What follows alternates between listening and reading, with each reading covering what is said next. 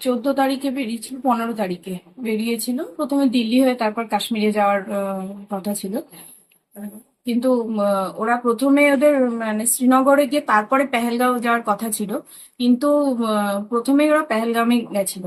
যেদিনকে অ্যাটাকটা হয় সেদিনকে ওদেরকে ওদের ওখানেই থাকার কথা ছিল, কিন্তু মানে ভাগ্যচক্রে ওরা পেহেলগাঁওটা আগে ঘুরে এসেছে।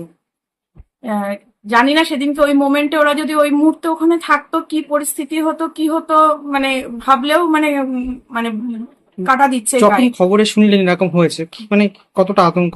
আতঙ্ক মানে প্রচন্ড পরিমাণে ভয় পেয়ে গেছে, কারণ আমি তো জানি ওরা যেভাবে ওরা গেছে, যে প্রথম ওই ওই দিনকে ওইখানেই থাকার কথা ছিল, ওদের প্যারেলগাঁওতেই থাকার কথা ছিল। এবং আমি তারপর পরপরই যখন খবরটা শুনলাম, তারপরে ফোনে ফোনে লাইন পাচ্ছি না, প্রচন্ড টেনশন। তারপর সন্ধ্যের দিকে ওদের সঙ্গে আমার যোগাযোগ হয়। সন্ধ্যের দিকে জানতে পারি যে না, ওরা শ্রীনগরে নেমে এসে পেহেলগাঁওটা আগে ঘুরে এসেছে। মানে যে জায়গাটাই অ্যাটাকটা হয়েছে, যে জায়গাতে, সেই জায়গাতেই মানে তার 2 দিন আগে আমার ছেলে, 7 বছরের ছেলে, আমার মায়ের সঙ্গে বোনের সঙ্গে গেছে। তো ওই জায়গাতেই ওই বলি বলের মধ্যে যে খেলাগুলো সেইগুলো ওখানে ও করেছে। মানে এইগুলো ভাবলেই মানে প্রচন্ড ভয় লাগছে যে সেই ওই দিনকে ওই মোমেন্টে যদি ওরা থাকতো কি হতো। যে এটাকে শুনো তখন ওরা ওই সময় শ্রীনগরে ছিল। আপনি যখন জানতে পারলেন তখন কি করলেন? আমার তো প্রচন্ড টেনশন শুরু হয়ে গেছিল। কারণ স্বাভাবিক, ফ্যামিলির সবাই গেছে, মা বাবা বোন বোনাই, আমার ছেলে 7 বছরের। তো টেনশন তো প্রচুর হয়। তার ওখানে যারা আরো গেছেন তাদের সঙ্গে একটু কন্ট্যাক্ট করার চেষ্টা করি, কিন্তু কোনোভাবেই লাইন পাচ্ছিলাম না। এবার সন্ধ্যের দিকে তাদের সঙ্গে গিয়ে কথা হয়, যে না, ঠিক আছে। এখন ওরা ফিরছে? হ্যাঁ, ওরা ফিরছে। সকালবেলাতে শ্রীনগর থেকে ফ্লাইট ধরে দিল্লি পর্যন্ত এসেছে। আমি দিল্লিতে আছি, দিল্লি থেকে। মোট কতজন গেছে আপনার বাড়িতে?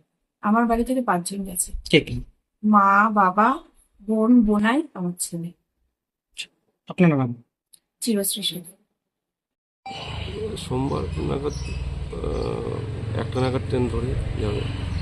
কাশ্মীরে তো এখন পরিস্থিতি একদমই বলা যেতে পারে আতঙ্কপূর্ণ। কি বলবেন, মানে কতটা দুশ্চিন্তা আছে? শুধু তো অবশ্যই, কেন আরও আমার নিজকরা সব ভাই টাই সবাই গিয়েছে, বোন টুন পরিবার মিলে সবাই গিয়েছে। খারাপ তো লাগছে, এখন আটকে রয়েছে। এখন ভালোভাবে ফিরে আসলে এটাই সবচেয়ে বেশি তাদের সাথে যোগাযোগ করা কি সম্ভব হয়েছে? সম্ভব। বলতে একবার ফোনে কথা হয়েছে, তারা বললো রাস্তায় আটকে রয়েছে, না না হোটেলে যেতে পারছে না, তারা কোথাও ওখান থেকে যেতে পারছে। এই প্রথম যখন খবরে শুনলেন এরকম অ্যাটাক হয়েছে, কি মানে তখন তো ওরা ছিল কাশ্মীরে, হ্যাঁ হ্যাঁ, তখন শুধু কেমন তো- লাগছিল? শুধু তো মানে আতঙ্ক বলা হচ্ছিল, যে চিন্তা হচ্ছিল যে কিছু হলো কিনা। ওই জন্য ফোন লাগিয়ে ফোনটা করার চেষ্টা করেছি। তারপরে অনেক কষ্ট করে তারপর ফোন ধরেছে। তারপরে শুনলাম যে ওরা আটকে রয়েছে, ওরা হোটেলে নেই বা রাস্তায় আটকে রয়েছে। মানে যেতে পারিনি ওখানে আর কি। হ্যাঁ, এখন এখন তো আরও মানে যা খবর শুনলাম, এখন কি মানে কবে হবে ফিরবে সেটা- জানিয়েছে? না, সেটা বিষয়ে কিছু জানতে পারিনি। ফোন টোনে কথা হয়েছে? হ্যাঁ, ফোনে একবার কথা হয়েছে, আজকে ফোন করেছি, ফোনে হুম। মানে ফোনে কন্ট্যাক্ট করতে পারিনি। যোগাযোগ করতে পারেনি না, আজকে? কে কে গেছে নাম তাদের? গেছে আমার হচ্ছে হরিদাস মদক, তারপর আমার কাকিমা লালটু মদক, আর আমার বোমা, আর বোন বোন গেছে রূপা মতো? রূপা মদক। আপনার নাম? আমার নাম পিন্টু মদক।